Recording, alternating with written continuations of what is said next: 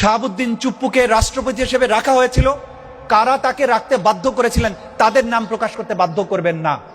শাহাবুদ্দিন চুপ্পুর বিরুদ্ধে এখন অনেক কথা বলেন যে চুপ্পু সাহেব করেছেন, তিনি ভালো প্রেসিডেন্ট না, ইত্যাদি ইত্যাদি। শাহাবুদ্দিন চুপ্পুকে প্রেসিডেন্ট কে রাখতে বলেছিল সেই সময়? আজকেও তাকে কে রেখেছে প্রেসিডেন্ট হিসাবে, সে যদি স্বৈরাচারের দোষরই হয়ে থাকে?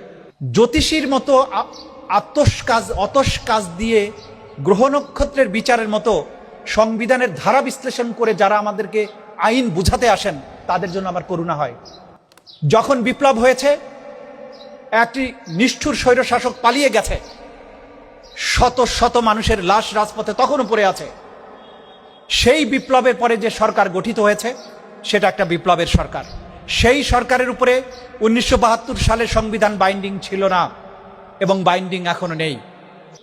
তারপরে নতুন ইন্টারিম গভর্নমেন্ট যখন হলো, সেটাকে কেন আপনাদের সরকারে যারা আছে তারাই তো এটা প্রস্তাব দিয়ে করেছিলেন যে একটা ইন্টারিম গভর্নমেন্ট হবে, আর সংবিধানের ব্যাখ্যা নিয়েছিলেন সুপ্রিম কোর্টের কাছ থেকে, প্রয়োজন ছিল না। একটা বিপ্লবী সরকার যখন গঠন হবে, জনগণের ইচ্ছা এবং অভিপ্রায়ের বহিঃপ্রকাশ হিসাবেই অন্তর্বর্তীকালীন সরকার গঠিত হয়েছিল। এটা সুপ্রিম কোর্টের রেফারেন্সের কারণে গঠিত হয়নি। এবং এই সরকারের কাছে যেহেতু জনগণের সকল শ্রেণী, পেশা, সকল রাজনৈতিক দল মতের মানুষের সমর্থন ছিল জুলাই বিপ্লবে, সেই সরকারের জন্য কোনো কনস্টিটিউশন বাধ্যকর ছিল না। সেই সরকার বাংলাদেশকে নতুন করে একটা নতুন বাংলাদেশ উপহার দেওয়ার জন্য দায়িত্বপ্রাপ্ত হয়েছিলেন এবং সেই দায়িত্ব প্রাপ্তিকে ভ্যালিডেট করেছে 2024 বা 25-এর যে গণভোট। যারা গণভোটকে বলে এটা আইনের দৃষ্টিতে বাধ্যকর নয়, তাদেরকে আমি জ্ঞান পাপী মনে করি। জনগণের ইচ্ছা এবং অভিপ্রায়ের বহিঃপ্রকাশ হিসাবে যে কনস্টিটিউশন সর্বোচ্চ আইন, এবং সর্বোচ্চ আইনটা আসে জনগণের ইচ্ছা এবং অভিপ্রায় থেকে। 73% মানুষ যে অভিপ্রায় দিয়েছিল তাকে অবজ্ঞা করার দুঃসাহস যারা দেখাচ্ছেন, তাদেরকে অবিলম্বে করুণ পরিণতি দেখার জন্য অপেক্ষা করতে হবে। আবু সাইদ মুগ্ধ, রিয়াগব, আসহাবুল ইয়ামিন সহ 1400 শহীদ, আজকে শহীদের সংখ্যা নিয়েও বিতর্ক করে। সব শহীদের সংখ্যা কি ডকুমেন্টেড হয়েছে? জাতিসংঘের রিপোর্টটা দয়া করে পড়ে দেখবেন। কত অজানা শহীদ আছে, সেগুলো কি আইডেন্টিফাইড হয়েছে সবাইকে? এখন বলে গেজেটে আছে এতজন, শহীদ হয়েছে এতজন। গেজেট দিয়ে কি সবকিছু নির্ধারণ হবে? গেজেটের বাইরে কি নেই? এবং যে 30 থেকে 35 হাজার মানুষ আহত হয়েছে, তাদের কি গেজেট হয়েছে? এই সমস্ত আইনের ধারা উপধারা মেনে কোনো বিপ্লব হয়নি, 1971 সালেও হয়নি। 72-এর যে সংবিধানের পক্ষে যুক্তি দেওয়া হচ্ছে, সেই সংবিধান কে প্রণয়ন করেছিল? সেই প্রণয়ন করেছিল সংবিধান পাকিস্তানের জন্য নির্বাচিত এক পার্লামেন্টের সদস্য, যারা 70 সালের নির্বাচনে নির্বাচিত হয়েছিলেন। তাহলে সেই সংবিধান মানেন কেন? নওশাদ জমির সাহেব ঠিকই বলেছেন, বাংলাদেশের সংবিধান বাংলাদেশের নির্বাচিত প্রতিনিধিদের হাত দিয়েই রচিত হওয়া উচিত। জুলাই বিপ্লব এক অভাবনীয় সুযোগ এনে দিয়েছিল। আমরা সেই সুযোগ হেলায় হোক, বোকামির জন্য হোক, নির্বুদ্ধিতার জন্য হোক, অথবা কোনো ষড়যন্ত্রের কারণে হোক, আমরা যদি এটা হেলায় হারাই, তাহলে এই জাতির কপালে অনেক লম্বা দুর্ভোগ আছে বলে আমি মনে করি। আমরা বিশ্বাস করি আজকে পার্লামেন্টে যারা আছেন তারা প্রত্যেকেই জুলাই বিপ্লবের অংশীদার। তারা জনগণের পালস বুঝবেন। তারা যে সমস্ত ছোটখাটো ভুলভ্রান্তি করছেন বা যে সমস্ত কথাবার্তা বলছেন, এখনো আমি তাদেরকে ক্ষমার দৃষ্টিতে দেখতে চাই। আমি বিশ্বাস করি তাদের মধ্যে বোধোদয় হবে। সংবিধানের ধারা উপধারার বিতর্কের মধ্যে তারা যাবেন না। এই দেশকে প্রফেসর ইউনূস সাহেব বলেছিলেন যে আমরা রিসেট বাটনে চাপ দিয়েছি। কারণ হচ্ছে জুলাই বিপ্লব যখন হয়েছিল, যেসব কথাবার্তা বলে জাতিকে বিভক্ত করা হচ্ছিল, প্রত্যেকটার কবর কিন্তু এই ঢাকা বিশ্ববিদ্যালয় থেকে দেয়া শুরু হয়েছিল। আপনারা মিছিল করেছিলেন, মধ্যরাতে বেরিয়ে এসেছিলেন, বলেছিলেন দেশটা কারো বাপের না। যখন বৈষম্যের বিরুদ্ধে আপনারা কথা বলেছিলেন, সেই বৈষম্য বিরোধী আন্দোলনকে দমন করার জন্য রাজাকার উপাধি দেওয়া হলো। আপনারা তখন বলেছিলেন তুমি কে আমি কে, রাজাকার রাজাকার।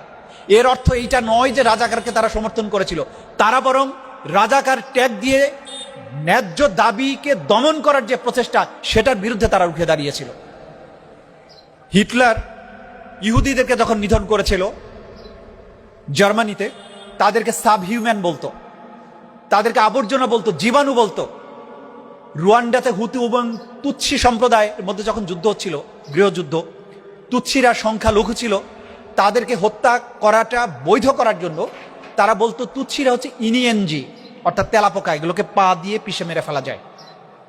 ঠিক একইভাবে বিগত স্বৈর শাসক বাংলাদেশের জনগণকে যখনই কেউ তার বিরুদ্ধে রুখে দাঁড়িয়েছে তাদেরকে রাজাকার উপাধি দিয়েছে, স্বাধীনতা বিরোধী উপাধি দিয়েছে, বিএনপি বলেছে, জামাত বলেছে, হত্যাযজ্ঞ করে তুলেছে। এই ঢাকা বিশ্ববিদ্যালয়ে ভুলে গেছেন গণরুমের কথা? ভুলে গেছেন এই বিশ্ববিদ্যালয়ের প্রতিটি প্রান্তরে, প্রতিটি পয়েন্টে নিরীহ তরুণ যুবকের রক্ত রঞ্জিত আছে। এই বিশ্ববিদ্যালয় কিশোর হত্যার মহাপাপে জড়িত বিগত সরকারের আমলে। সেই ইতিহাস ভুলে গেছেন? কোথায় ছিলেন আপনারা? এই যে তরুণেরা রক্ত দিয়ে যখন জাতিকে একটা মুক্তি দিল, সেই মুক্তির মূল মন্ত্র ভুলে গেলেন। নানান সংবিধানের দোহাই দেখাচ্ছেন। এই সংবিধান তো থাকা উচিত ছিল না। সংবিধান 5ই আগস্টের পরে নাই হয়ে গিয়েছে। পরবর্তী সময়ে সংবিধানকে যতটুকু অনুসরণ করা হয়েছে সেটা অন্তর্বর্তীকালীন সংবিধান হিসাবেই গণ্য করা উচিত। সেইটা কোনো মূল সংবিধান নয়। রাষ্ট্রটাকে সেই সময়ে ফাংশনাল রাখার জন্য এই সংবিধান অন্তর্বর্তীকালীন সংবিধান হিসাবে কাজ করেছে। পরবর্তীতে জনগণের সকল দল মতের অংশগ্রহণের যে জুলাই সনদ, সেটাই আসলে প্রকৃত সংবিধান হিসেবে গণ্য করতে হবে। এবং গণভোটের মধ্য দিয়ে সেই জিনিসটাকে কিন্তু বৈধতা দেওয়া হয়েছে। এরপরে এইটা নিয়ে কোনো তর্ক চলতে পারে না, চলা উচিত নয়। জাতির এক অভাবনীয় সময়ে, এক অভূতপূর্ব সময়ে 2024-এর জুলাই বিপ্লব, যেটাকে আমরা সবসময় জুলাই বিপ্লব বলবো, সেটা গণ অভ্যুত্থানও বলতে পারেন কেউ।